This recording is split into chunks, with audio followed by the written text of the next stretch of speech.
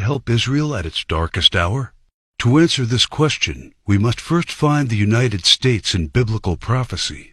John the Apostle in the book of Revelation and Jeremiah and Isaiah talk about another end times nation in their writings, a nation called Babylon, or Mystery Babylon. The name is deeply symbolic. Ancient Babylon was a city made great by people who came from all parts of the ancient world, just like immigrants helped make the United States the world's only superpower.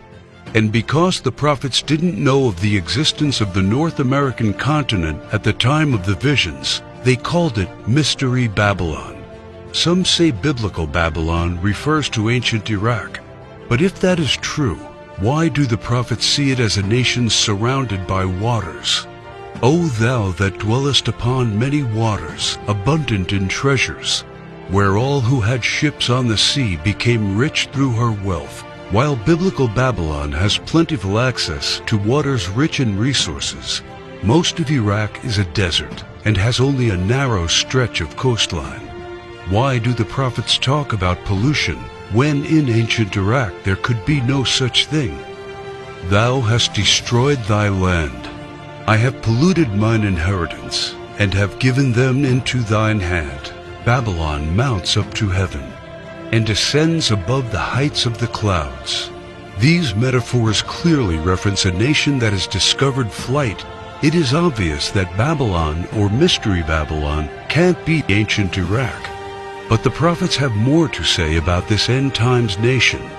Babylon is hailed as a queen among nations, the lady of kingdoms. According to the prophets, Babylon reigneth over the kings of the earth. It is the praise of the entire earth, and an astonishment among the nations. It is a place of great riches, and the merchants of the earth are waxed rich through the abundance of her delicacies.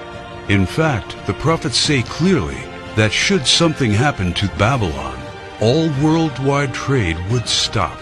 The merchants of the earth will weep and mourn over her, because no one buys their cargoes anymore.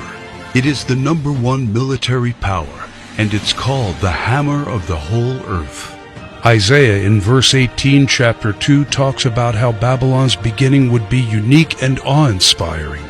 America was created out of the former British colonies, a nation made out of many states just like the prophets foretold. Our ancestors were the first British colonists, and we speak their language. That's the reason why Jeremiah sees England like a mother to the U.S., according to verse 50, chapter 12. More